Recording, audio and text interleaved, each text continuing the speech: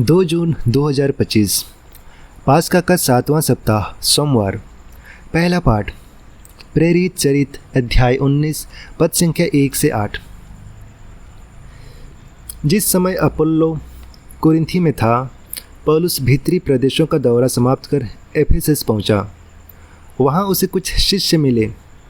उसने उनसे पूछा, क्या विश्वास ग्रहण करते समय आप लोगों को पवित्र आत्मा प्राप्त हुआ था? उन्होंने उत्तर दिया, हमने यह भी नहीं सुना कि पवित्र आत्मा होता है। इस पर उसने पूछा, तो आपको किसका बपतिस्मा मिला?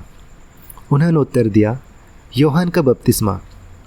पौलुस ने कहा, यूहन्ना पश्चाताप का बपतिस्मा देते थे। वह लोगों से कहते थे कि आपको मेरे बाद आने वाले में अर्थात यीशु में विश्वास करना चाहिए। उन्होंने यह सुनकर प्रभु यीशु के नाम पर बपतिस्मा ग्रहण किया। जब पौलुस ने उन पर हाथ रखा तो पवित्र आत्मा उन पर उतरा और वे भाषाएं बोलने लगे और भविष्यवाणी करने लगे। वे कुल मिलाकर लगभग 12 पुरुष थे। पौलुस 3 महीनों तक सभागृह जाता रहा।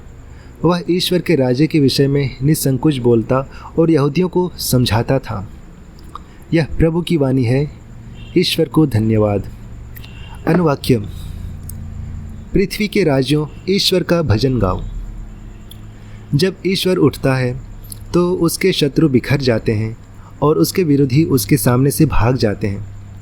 वे धुएं की तरह तितर बितर हो जाते हैं। मोम जिस तरह आग के सामने पिघलता है, उसी तरह विधर्मी ईश्वर के सामने नष्ट हो जाते हैं। अनुवाक्य, पृथ्वी के राज्यों ईश्वर का भजन गाओ। धर्मी ईश्वर के सामने आनंद मनाते और प्रफुल्लित होकर नृत्य करते हैं। ईश्वर का गीत गाओ और उसके आदर में बाजा बजाओ। ईश्वर के सामने प्रफुल्लित होकर आनंद मनाओ। अनुवाक्य, पृथ्वी के राज्यों ईश्वर का भजन गाओ। ईश्वर अपने मंदिर में निवास करता है। वह अनाथों का पिता है और विधवाओं का रक्षक। वह निर्वासितों को आवाज़ देता और बंदियों को छुड़ाकर आनंद प्रदान करता है। अनुवाक्य, पृथ्वी के राज्यों ईश्वर का भजन गाओ। जय घोष। हालेलुया। आप लोग मसीह के साथ ही जी उठे हैं, जो ईश्वर के दाहिने विराजमान है। इसलिए ऊपर की चीज़ें खोजते रहो। हालेलुया। संत यूहन्ना के अनुसार आज का पवित्र सुसमाचार अध्याय 16 पद संख्या 28 से 33। शिष्यों ने यीशु से यह कहा, देखिए, अब आप दृष्टांतों में नहीं बल्कि स्पष्ट शब्दों में बोल रहे हैं। अब हम समझ गए हैं कि आप सब कुछ जानते हैं। प्रश्नों की कोई ज़रूरत नहीं रह गई है। इसलिए हम विश्वास करते हैं कि आप ईश्वर के यहाँ से आए हैं। यीशु ने उन्हें उत्तर दिया, क्या तुम अब विश्वास करते हो? देखो, वह घड़ी आ रही है, आ ही गई है, जब तुम सब तितर बितर हो जाओगे और अपना अपना रास्ता लेकर अकेले मुझे छोड़ दोगे। फिर भी मैं अकेला नहीं हूँ, क्योंकि पिता मेरे साथ है।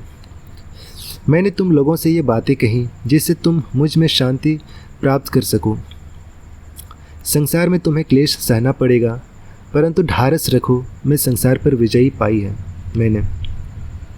यह हमारे प्रभु यीशु ख्रिस्त का सुसमाचार है। हे ख्रिस्त, तेरी स्तुति हो। तो आइए आज के इन पाठों पर हम मनोचिंतन करेंगे और इसे हम सुनेंगे फादर डेनिस तिग्गा के द्वारा। और वो बताते हैं, यीशु के शिष्यों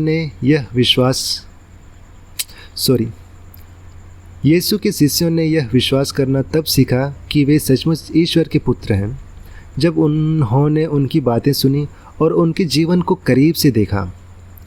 यीशु ने उन्हें दृष्टांतों के माध्यम से सिखाया, जिससे वे ईश्वर के राज्य और प्रेम को समझ पाए।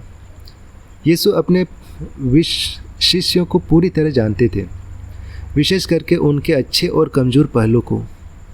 उन्होंने यह भी जान लिया था कि कठिन समय में वे उन्हें छोड़ देंगे। फिर भी उन्होंने उनसे अंत तक प्रेम किया। उनका प्रेम किसी की योग्यता पर नहीं, बल्कि उनकी करुणा और वफादारी पर आधारित था। आज यीशु हमें भी उसी प्रेम से बुलाते हैं। जब हम कमज़ोर पड़ते हैं, तभी वह हमें नहीं छोड़ते। वह वह हमें अपनी शांति देते हैं और वादा करते हैं कि वह हमेशा हमारे साथ रहेंगे। वह हमें पवित्र आत्मा का वरदान देते हैं जो हमें विश्वास और धैर्य में मजबूत करता है। आज हम अपने आप से यह पूछें, क्या मैं यीशु पर तभी भरोसा करता हूँ जब मैं कमज़ोर पड़ता हूँ? क्या मैं उनकी शक्ति और प्रेम पर भरोसा करता हूँ जो हर कठिनाई में मुझे संभालता है? आइए हम उनके प्रेम में स्थिर रहें और निडर होकर उनके साथ आगे बढ़ें।